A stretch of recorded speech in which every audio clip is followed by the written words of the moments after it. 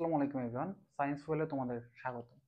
তো আজকের ক্লাসে আমরা পড়ব খুবই ইম্পর্ট্যান্ট একটা টপিক, যেটা থেকে আমাদের প্রশ্ন আসে বারবারই। সেটা হচ্ছে মার্কনিকভ নীতি। মার্কনিকভ নীতি। এখন মার্কনিকভ নীতি জিনিসটা কি? মার্কনিকভ নীতি হচ্ছে একটা অপ্রতিসম অ্যালকিন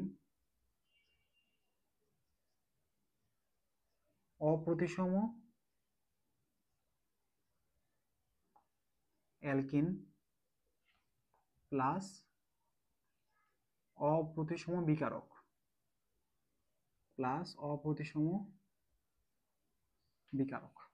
এই দুটো জিনিস বিক্রিয়া করে হচ্ছে আমাদের একটা কম্পাউন্ড ফর্ম করে, দুইটা কম্পাউন্ড ফর্ম করে আসলে বেসিক্যালি। এখন আমাদের একটু জানতে হবে অপতিসম অ্যালকেন কি, অপতিসম বিকারক কি। তোমরা যারা আমার অলরেডি বিকারকের ক্লাসটা করে আসছো তারা জানো যে অপতিসম বিকারক জিনিসটা কি। কিন্তু অপতিসম অ্যালকেন জিনিসটা কি? অপতিসম অ্যালকেন হচ্ছে, ধরো আমি তোমাকে একটা অ্যালকেন দিলাম, CH2 double bond of CH2, অথবা CH,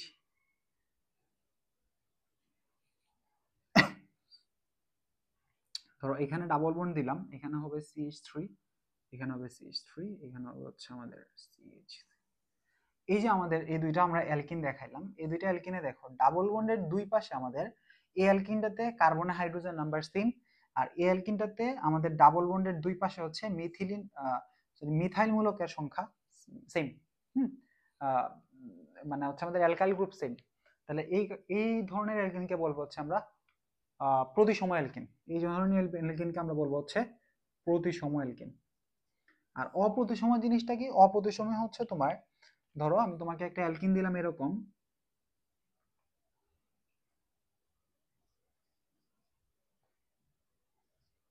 ধরো আমি একটা অ্যালকিন দিলাম এরকম, যে অ্যালকিনের ডাবল বন্ডের দুই পাশে আমাদের যে আহ, তোমার হচ্ছে হাইড্রোজেন নাম্বারটা আছে, হাইড্রোজেন নাম্বারটা সেম না, সেটাকে বলবো হচ্ছে আমরা অপ্রতিসম অ্যালকিন।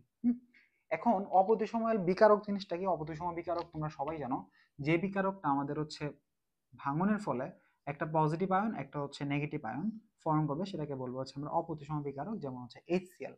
HCl হচ্ছে একটা কি বলতো, একটা অপ্রতিসম বিকারক।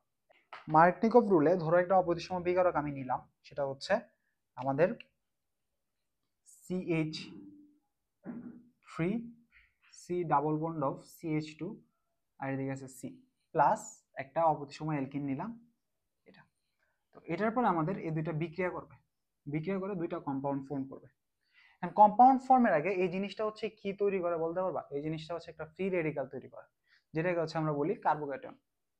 এখন এই কার্বোক্যাটন তৈরি করে আর কি। এখন কার্বোক্যাটনের একটা স্টেবিলিটি আছে, তার আগে আমরা একটু বুঝি। সেটা হচ্ছে আহ এই যৌগটা হইলে কি কি যৌগ ফর্ম হতে পারে। এই যে ডাবল বন্ডটা, এই ডাবল বন্ডটাকে একটা হচ্ছে আমাদের পাই বন্ড, আর একটা হচ্ছে সিগমা বন্ড। একটা হচ্ছে পাই বন্ড আর একটা হচ্ছে সিগমা বন্ড। পাই বন্ডটা কি হতে পারে? পাই বন্ডটা হচ্ছে রেজোনেন্স করতে পারে, রেজোনেন্স করতে পারে। তাহলে রেজোনেন্স আমাদের শুধুমাত্র বেনজিনে ঘটবে এরকম না, যেখানে পাই বন্ড আছে সেখানে আমাদের রেজোনেন্স করবে। হ্যাঁ, এখন এখানে আমাদের হবে কি, এই পাই বন্ডটা হচ্ছে ধরো যে কোনো একটা কার্বন, দুইটা কেস হইতে পারে। একটা কেসে এই পাই বন্ডটাকে এই কার্বনটা নিচের দিকে নেবে, আরেকটা কেসে এই পাই বন্ডটাকে এই কার্বনটা নিচের দিকে নেবে। দুইটা কেস হইতে পারে, আমি দুইটা কেসই দেখাইতেছি। তাহলে ধরো এই কার্বনটাকে যদি এই পাই বন্ডটাকে যদি এই কার্বনটা নেয় ফার্স্ট কেসে, তাহলে সেক্ষেত্রে আমাদের এটা হবে ডেল্টা নেগেটিভ আর এটা হবে ডেল্টা পজিটিভ। তাহলে আমাদের যৌগটা হবে CH3, এটা হচ্ছে ডেল্টা পজিটিভ H, আর এটা হচ্ছে ডেল্টা নেগেটিভ CH2CH3। আর এই ডাবল বন্ডটাকে যদি এই হাইড্রোজেনটা নেয়, এই কার্বনটা নেয়, তাহলে আমাদের হচ্ছে এখন জিনিসটা কেমন হবে? এখন জিনিসটা হবে হচ্ছে এরকম, CH3CH delta negative, CH2 delta positive, আর এদিকে হচ্ছে CH3। এই হচ্ছে আমাদের দুইটা পসিবল কেস।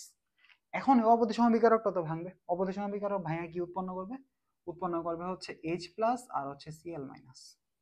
এখন এখানে যে আমাদের এই একটা কেসে এটা যে তৈরি হয়েছে, এটা যে তৈরি হয়েছে সেটা হচ্ছে H প্লাস আর হচ্ছে Cl মাইনাস।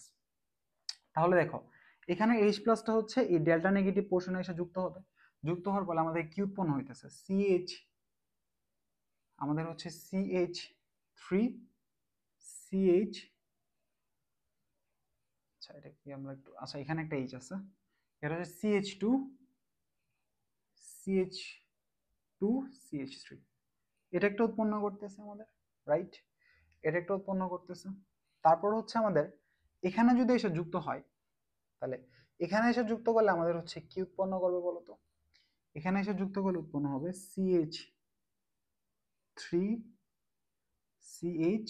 এখানে হচ্ছে আমাদের একটু মিস্টেক হয়েছে, দেখো আমাদের এই ডাবল বন্ডটাকে এই কার্বনটা নিবে, এই কার্বনটা ডেল্টা নেগেটিভ হবে, তাহলে আমাদের এটা হচ্ছে এটা ফর্ম হইলো, রাইট?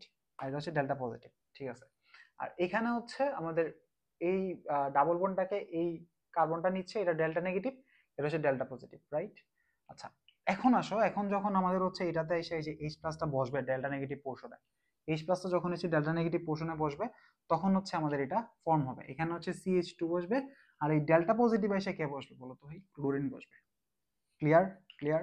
আচ্ছা, আর এখানে আসে আমাদের কি বসবে বলতো? এই যে সেকেন্ড যে পোর্শনটা, এই সেকেন্ড পোর্শনটাতে এসে আমাদের কি বসবে? এখানে হচ্ছে CH3CH, এই ডেল্টা পজিটিভ পোর্শনটাতে বসবে নেগেটিভ চার্জ, তার মানে এখানে আসবে ক্লোরিন, আর এখানে আগে থেকে CH2 ছিল, এখানে হবে CH3। এখন এই জিনিসটা হওয়ার পসিবিলিটি হচ্ছে 99%, আর এটা হওয়ার পসিবিলিটি হচ্ছে 1%। এটা বলছে আমাদের মার্কনিকভ।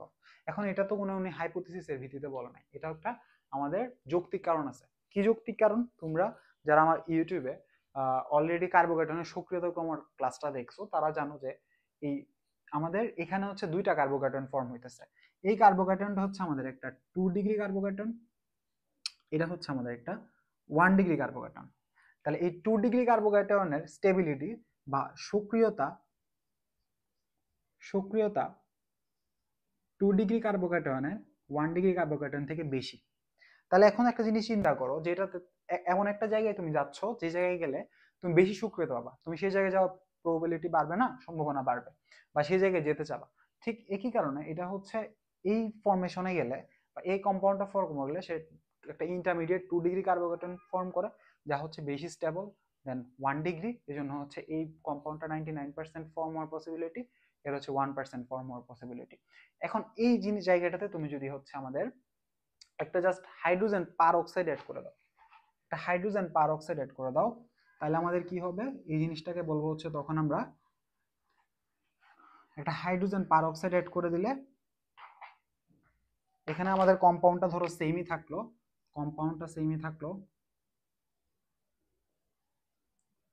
এখানে জাস্ট একটা আমরা কি অ্যাড করে দিলাম বলো তো? H2O, হাইড্রোজেন পার অক্সাইড আমরা যদি যুক্ত করি, তখন এই জিনিসটাকে বলবো হচ্ছে আমরা এন্টি মার্কনিকভ রুল বা খারাসের নীতি। হ্যাঁ, এন্টি মার্কনিকভ রুল বা খারাসের নীতি।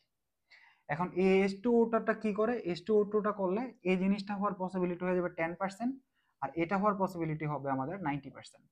এখন এই H2O-টার কাজ কি?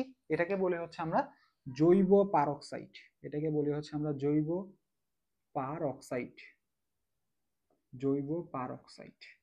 এই জিনিসটার কাজ কি ভাই? এই জিনিসটার কাজ হচ্ছে ও আমাদের ফ্রি রেডিকাল তৈরি করে। জৈব পারক্সাইডের কাজ কি বলতো? আমাদের ফ্রি রেডিকাল তৈরি করে,